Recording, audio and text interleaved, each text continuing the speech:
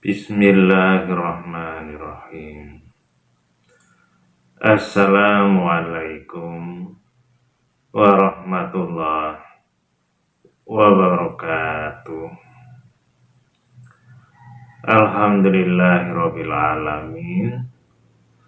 Wassalatu wassalamu ala asrofil anbiya'i wal mursalin wa ala alihi wa ashabihi ajmain amma ba'd. Saudaraku sekalian, Allah berfirman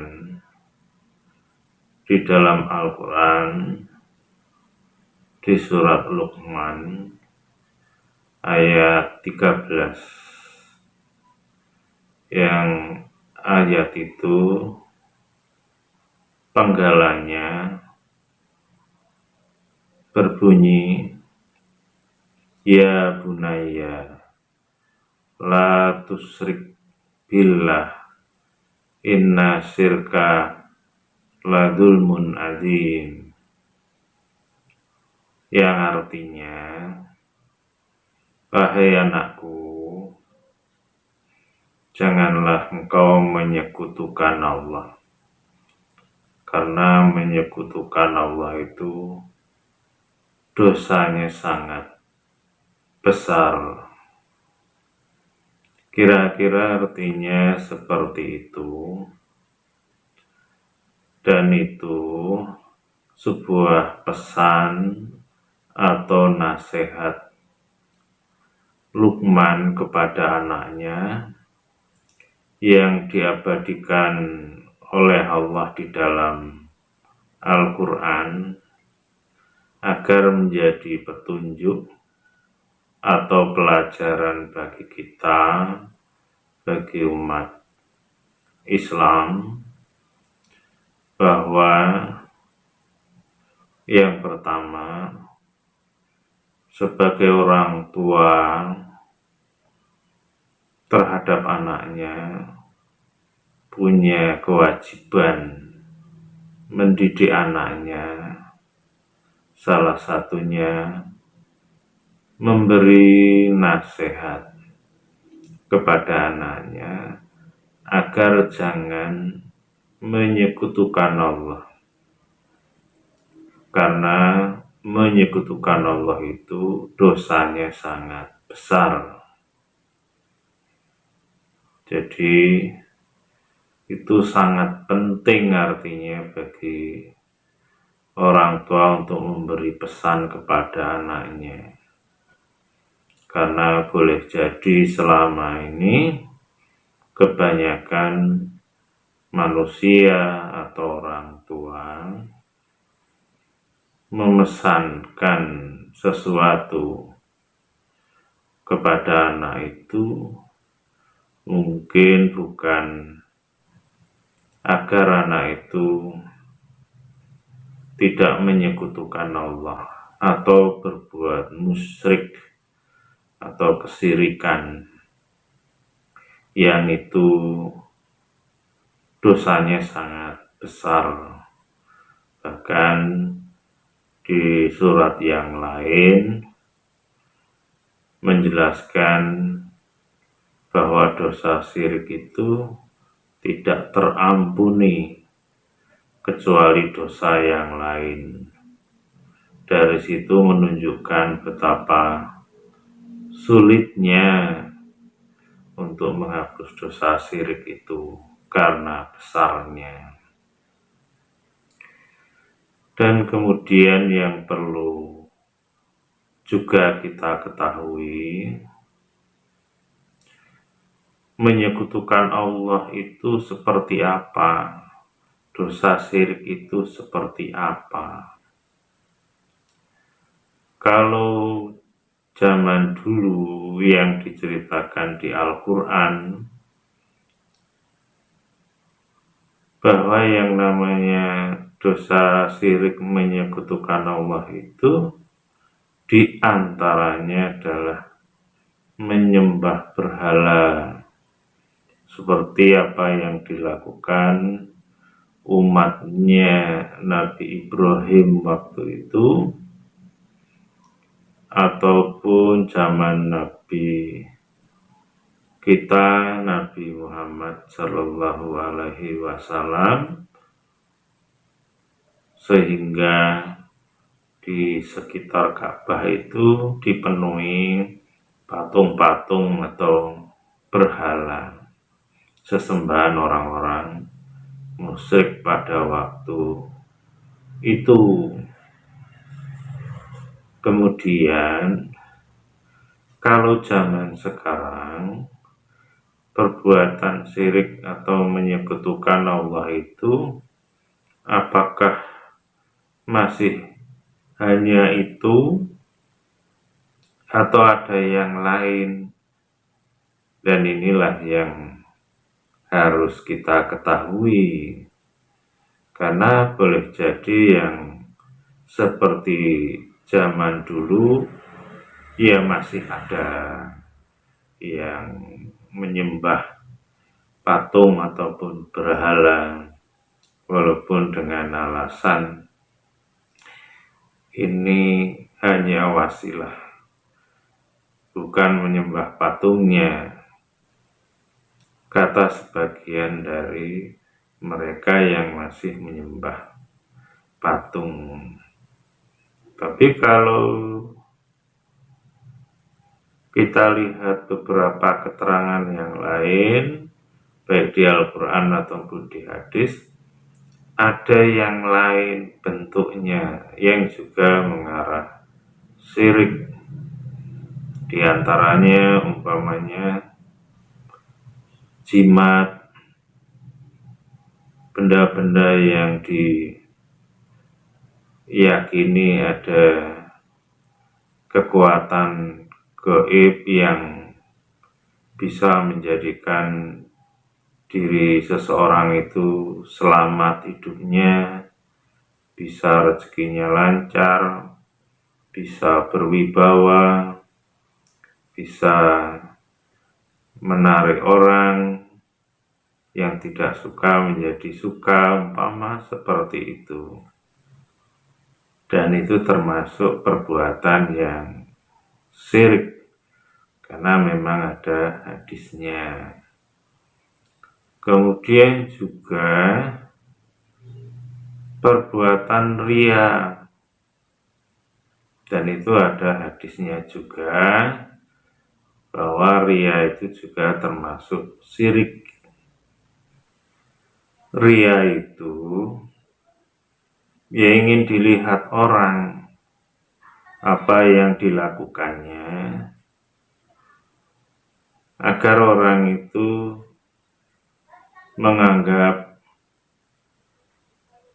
dirinya itu ya telah melakukan kebaikan atau sesuatu yang bisa menjadikan orang lain itu memujinya. Umpamanya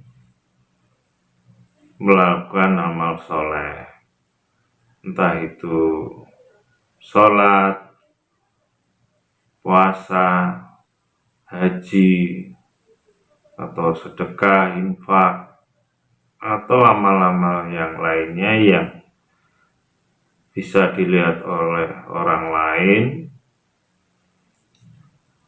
Mungkin kalau saat ini dengan cara diupload di medsos, sehingga banyak orang mengetahuinya apa yang telah dilakukannya, sehingga orang memujinya tadi. Atau ada istilah yang lain saat ini, semacam pencitraan, atau bahasa yang lain lagi ada semacam modus, ada maksud yang terselubung, atau kata lain lagi ada udang di balik batu. Jadi apa yang dilakukan itu tidak ada unsur murni karena Allah, karena beribadah kepada Allah. Walaupun mungkin awalnya ada, tapi dicampur sehingga seakan-akan yang dilakukannya itu istilahnya sambil menyelam minum air. Artinya ya sambil melakukan ibadah, tapi juga sambil ria tadi, pamer tadi, agar orang lain juga mengetahui bahwa dia itu ya orang soleh atau banyak melakukan kegiatan amal agar ya dikenal orang dan lain-lain sebagainya. Maka kalau yang dilakukan itu seperti itu, ya itulah ria yang menurut sebuah hadis termasuk syirik. Sedang syirik itu kalau dikaitkan dengan ayat yang kita baca awal tadi, ya dosa yang sangat besar sebenarnya. Nah, ini yang harus kita pahami, sehingga jangan sampai kita itu melakukan perbuatan syirik yang tanpa kita sadari, seakan-akan kita itu tidak melakukan perbuatan syirik, karena dianggap yang namanya syirik mungkin ya seperti orang dulu yang menyembah berhala, menyembah batu, pohon, gunung, laut, atau juga yang menyembah atau mempercayai sesuatu bisa menolongnya tadi, seperti mungkin jin-jin, keris, kemudian benda-benda yang lain yang dianggap keramat umpamanya.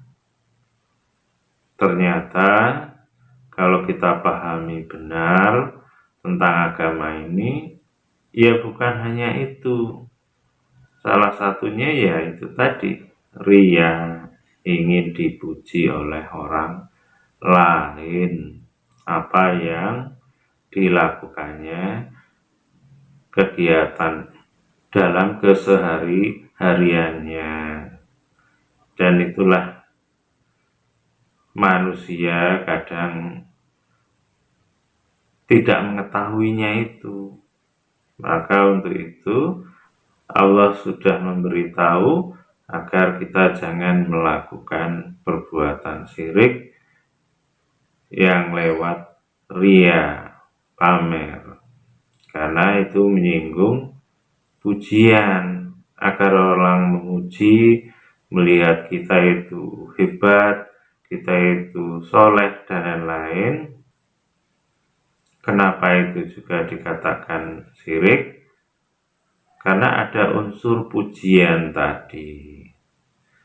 Bukankah Allah sudah mengatakan Alhamdulillah, segala puji itu hanya milik Allah. Artinya pujian itu salah satu ibadah. Dan ketika kita memuji Allah, Alhamdulillah, itu menjadi amal soleh. Karena itu salah satu ibadah. Memuji Allah, setiap melakukan sesuatu, Alhamdulillah, segala puji bagi Allah. Karena apa yang kita lakukan itu bisa terlaksana atas izin Allah. Bukan karena kehebatan kita, kepandaian kita, kesolehan kita, bukan. Tapi karena Allah mentakdirkan, mengizinkan semuanya itu terjadi, sehingga kita harus mengucap Alhamdulillah, paling tidak seperti itu, memuji Allah. maka wajar dan masuk akal kalau kita itu ria, ingin dilihat orang dan ingin dipuji, sehingga itu termasuk syirik. Karena pujian itu milik Allah sebagai Tuhan, kok kita mengambil alih, kok kita juga ingin dipuji, padahal kita bukan Tuhan. Artinya kita menuhankan diri kita sendiri. Na'udzubillahi min dzalik. Dan itu ayatnya juga ada sebenarnya di surat Furqan ayat 43 yang penggalanya berbunyi Aro'aita manittakhadha ilahahu hawahu.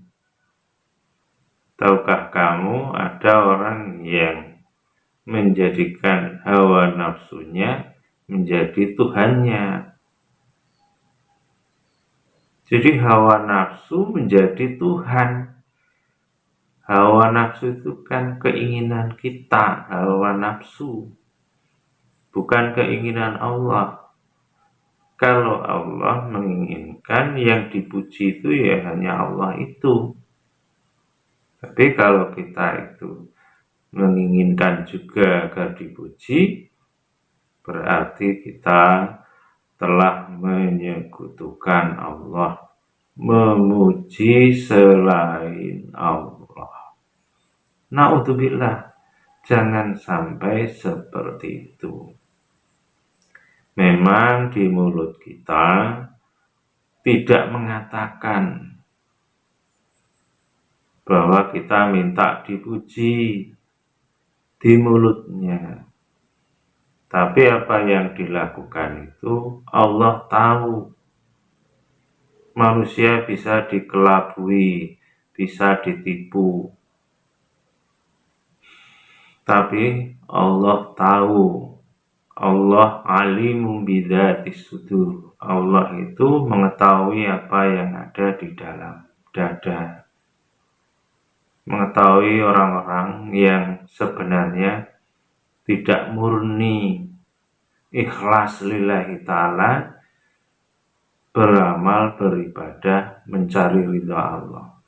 Tapi ada unsur ingin agar orang lain tahu, agar orang lain mungkin memuji, atau agar orang lain nantinya membalas kebaikan-kebaikan kita yang telah kita lakukan. Bisa saja seperti itu.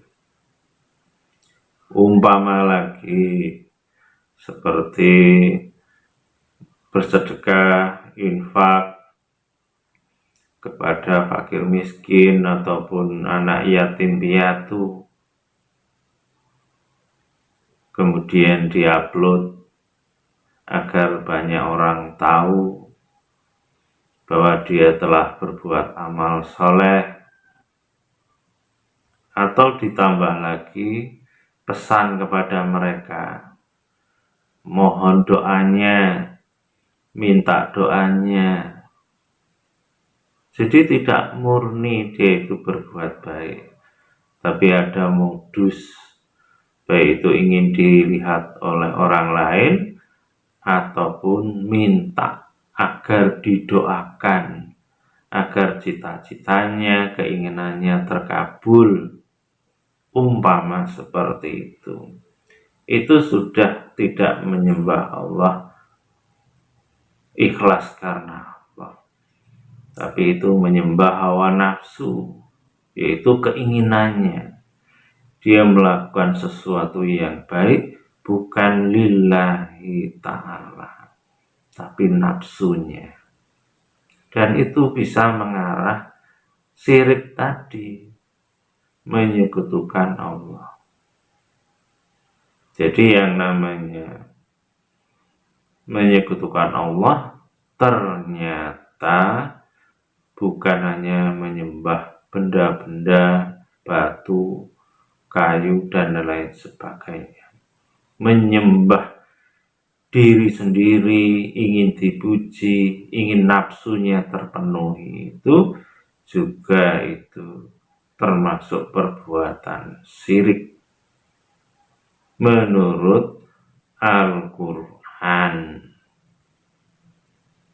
dan hadis. Naudzubillahi min dzalik. Mari kita belajar untuk tidak melakukan itu.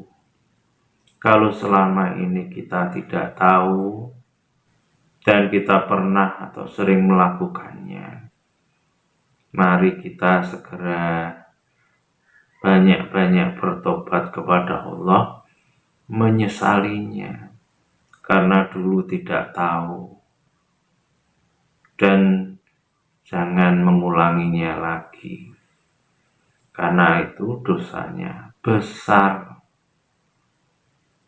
Ditambah lagi Allah juga berfirman di dalam surat Al-An'am ayat 88 yang penggalan ayatnya berbunyi, walau asroku lahabito anhum makanu yaf'alun. Seandainya mereka itu berbuat syirik, menyekutukan Allah, maka hapuslah apa yang dari mereka, yaitu amal-amalnya, apa yang telah mereka kerjakan. Terjemah bebasnya seperti itu.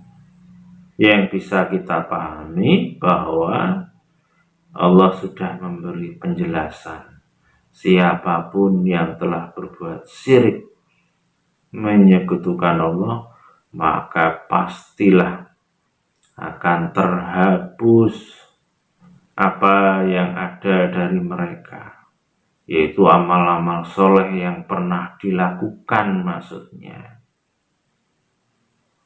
Jadi hilang.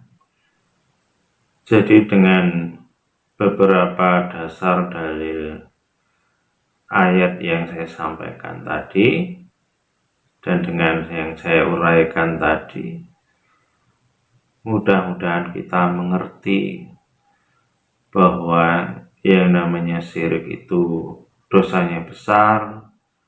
Kemudian yang namanya syirik menyekutukan Allah itu bukan hanya menyembah batu, berhala seperti yang dilakukan orang dulu, dan ternyata perbuatan syirik itu mungkin sangat dekat dengan kita yang tanpa kita ketahui atau kita sadari.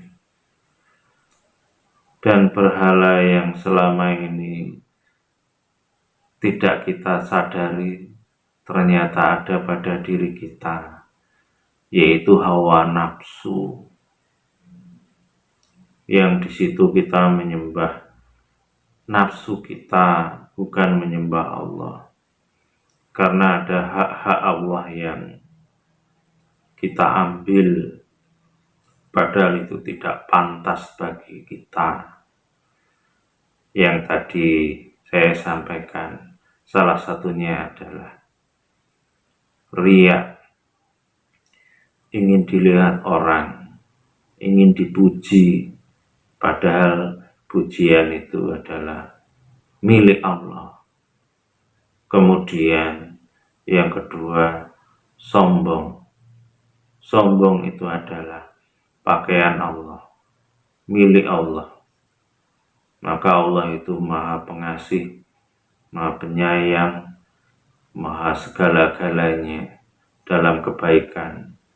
Allah sombong karena Allah pantas yang memiliki itu. Jadi kalau ada orang yang sombong, sebenarnya dia telah berbuat syirik. Maka jangan sampai kita itu menyombongkan diri dengan alasan apapun, karena pada dasarnya kita tidak memiliki apa-apa. Jadi hindari sifat sombong itu, walaupun kecil, karena itu adalah milik Allah. Dan kemudian juga ketika kita melakukan segala sesuatunya, jarang sekali mungkin dengan mengatakan insya Allah. Umpamanya saya ingin melakukan ini nanti insya Allah, saya mau begini insya Allah, itu kita jarang sekali. Padahal kita itu tidak bisa melakukan semuanya itu kalau Allah tidak mengizinkan. Dan kemudian juga kita disuruh oleh Allah untuk menjadi hamba Allah yang rendah hati. Kalau kita itu bisa melakukan segala sesuatunya, harus kita yakini itu atas izin Allah, bukan karena atas kehebatan kita, bukan.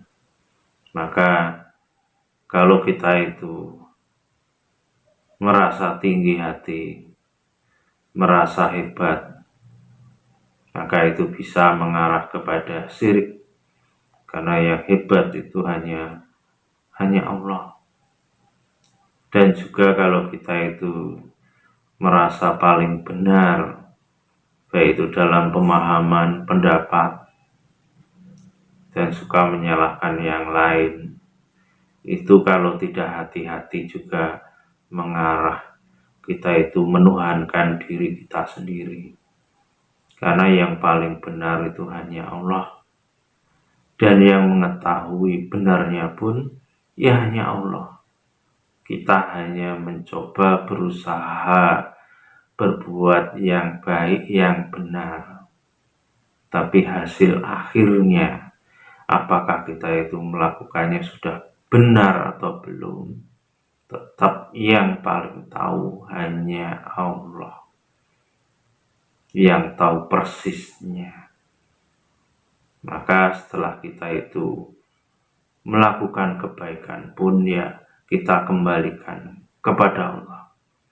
Mudah-mudahan apa yang kita lakukan itu sesuatu yang baik, dan mudah-mudahan Allah menerima amal perbuatan kita itu menjadi amal yang soleh.